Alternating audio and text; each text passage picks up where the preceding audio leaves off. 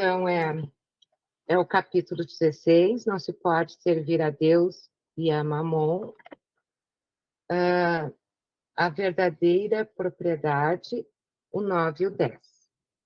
O homem não possui de seu senão o que pode levar deste mundo, o que encontra ao chegar e o que deixa ao partir. Goza durante a sua permanência na terra. Mas uma vez que é forçado a abandoná-lo, dele não tem senão o gozo e não a posse real. Que possui ele, pois? Nada daquilo que é para o uso do corpo, tudo que é de uso da alma. A inteligência, os conhecimentos, as qualidades morais e o que traz e o que leva, o que não está no poder de ninguém lhe tirar, o que lhe servirá mais ainda no outro mundo do que neste. Dele depende ser mais rico em sua partida do que em sua chegada, porque daquilo que tiver adquirido em bem depende a sua posição futura. Quando um homem vai para um país longínquo, compõe a sua bagagem de objetos usáveis no país, mas não se carrega daqueles que lhe seriam inúteis. Fazei, pois, o mesmo para a vida futura, e fazei provisão de tudo o que poderá nela vos servir. Ao viajor que chega a uma estalagem, se dá um belo alojamento, se pode pagá-lo, aquele que pode pouca coisa, se dá um menos agradável. Quanto aquele que nada tem, vai deitar sobre a palha. Assim ocorre com o homem na sua chegada ao mundo dos espíritos. Seu lugar nele está subordinado ao que tem, mas não é com o ouro o que paga. Não se lhe perguntará: quanto tinhais sobre a terra? Que posição nela ocupáveis? Eres príncipe ou operário? Mas se lhe perguntará: o que dela trazeis? Não se computará o valor dos seus bens, nem dos seus títulos, mas a soma das suas virtudes. Ora, a esse respeito, o operário pode ser mais rico do que o príncipe. Em vão alegará que, antes da sua partida, pagou a sua entrada com ouro e se responderá: os lugares aqui não se compram, eles se ganham pelo bem que se faz.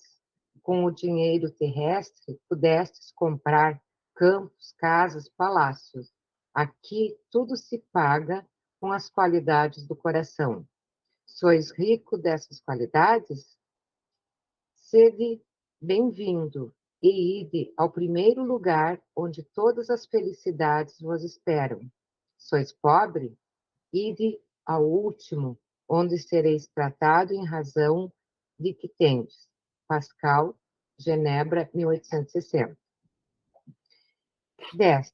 Os bens da terra pertencem a Deus, que os dispensa à sua vontade, e o homem deles não é senão o usufrutário, o administrador mais ou menos íntegro e inteligente. Eles são tão pouco a propriedade individual do homem, porque Deus frequentemente frustra todas as previsões e a fortuna escapa daquele que crê possuí-la pelos melhores títulos. Direis, talvez, que isso se compreende para a fortuna hereditária, mas que não ocorre o mesmo com aquela que se adquiriu pelo trabalho. Sem nenhuma dúvida, se há uma fortuna legítima, é esta, quando adquirida honestamente, porque uma propriedade só é legitimamente adquirida quando, para a possuir, não se faz mal a ninguém.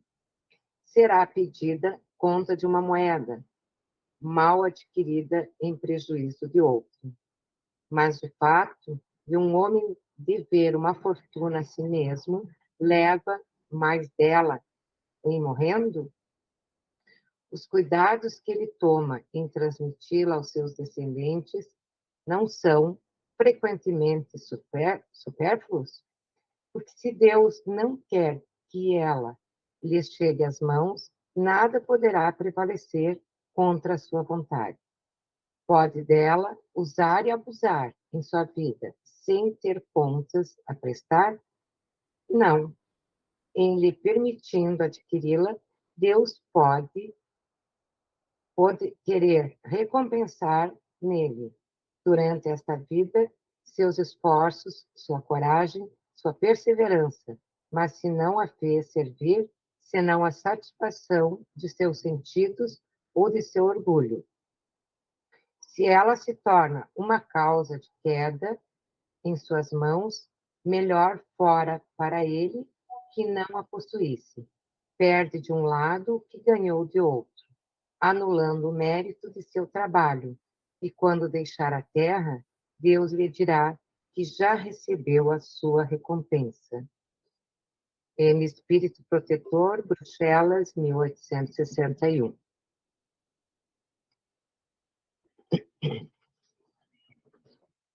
Eu fiz um apanhadozinho aqui, eu acho que vocês muitos já devem até ter ouvido alguma coisa em relação a esse textinho, né? Mas eu inicio assim: conhecereis a verdade e ela vos libertará. Um dia, um homem que acreditava na vida após a morte e que valorizava mais o ser do que o ter, hospedou-se na casa de um materialista convicto. Depois da ceia, o anfitrião convidou o hóspede para visitar a sua galeria de artes e começou a enaltecer os bens materiais que possuía de maneira soberba. Falou que o homem vale pelo que possui, pelo patrimônio que consegue acumular durante a sua vida na Terra. Exibiu escritura de propriedades as mais variadas, joias, títulos e valores diversos. Depois de ouvir tudo e observar calmamente, o hóspede falou da sua convicção de que os bens da terra não nos pertencem de fato e que mais cedo ou mais tarde teremos que deixá-los. Argumentou que os verdadeiros valores são as conquistas intelectuais e morais, e não as posses terrenas, sempre passageiras. No entanto, o materialista falou com arrogância que era o verdadeiro dono de tudo aquilo e que não havia ninguém no mundo capaz de provar que todos aqueles bens não lhe pertenciam. Diante de tanta teimosia, o hóspede propôs-lhe um acordo. Já que é assim, voltaremos a falar do assunto daqui a 50 anos. Está bem? Ora, disse o dono da casa, daqui a 50 anos nós já estaremos mortos, pois ambos já temos mais de 65 anos de idade. Desculpa. O hóspede respondeu prontamente: é por isso mesmo que poderemos discutir o assunto com mais segurança, pois só então você entenderá que tudo isso passou pelas suas mãos. Mas, na verdade, nada disso lhe pertence de fato. Chegará um dia em que você terá que deixar todas as posses materiais e partir, levando consigo somente suas verdadeiras conquistas, que são as virtudes do espírito imortal. E só então você poderá avaliar se é verdadeiramente rico ou não. Os bens da terra pertencem a Deus, que os distribui a seu agrado, não sendo o homem senão o usufrutário, o administrador mais ou menos íntegro e inteligente desses bens. Tanto eles não constituem propriedade individual do homem, que Deus frequentemente anula todas as previsões, a riqueza foge àquele que se julga como os melhores títulos para possuí-lo. Direis, porventura, que isso se compreende no tocante aos bens hereditários, porém não relativamente aos que são adquiridos pelo trabalho. E aqui, lembrar que somos espíritos em evolução nunca é demais, mesmo porque, embora acreditamos que somos imortais, nos comportamos, na maioria das vezes, como se fôssemos simples mortais. Não podemos esquecer que aqui estamos de passagem e que o passaporte para o retorno já está carimbado, falando apenas a data. Mais cedo ou mais tarde faremos essa viagem de retorno e só vamos levar na bagagem as virtudes adquiridas, pois os espíritos nos ensinam que os homens semeiam na terra o que colherão na vida espiritual, os frutos da sua coragem ou da sua fraqueza. E para ilustrar um pouquinho mais, conta-se que um turista foi passear na cidade de Cairo, no Egito, e viu um sábio, percebendo que ele morava num quartinho muito simples e cheio de livros. As únicas peças de mobília eram uma cama, uma mesa e um banco. Onde estão seus móveis? Perguntou o turista.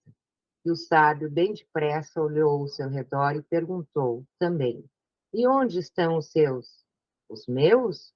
Surpreendeu-se o turista. Mas eu estou aqui só de passagem. Eu também. A vida na Terra é somente uma passagem. No entanto, uns vivem como se fossem ficar aqui eternamente e esquecem-se de serem felizes. Conclui o sábio, portanto, o lugar que iremos quando chegarmos ao mundo dos espíritos dependerá do que nós fizemos aqui neste mundo. Mas tenha certeza, ninguém lhe perguntará quanto tinhas na terra, que posição ocupavas, eram príncipe ou operários.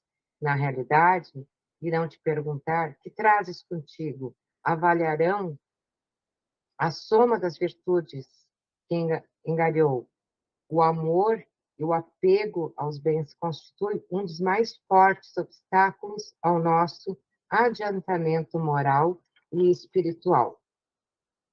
No plano espiritual, a moeda corrente é a caridade, ou seja, todo o benefício realizado em favor do próximo. Pode o homem usar e abusar de seus haveres durante a vida, sem ter que a ninguém prestar conta? Não pode.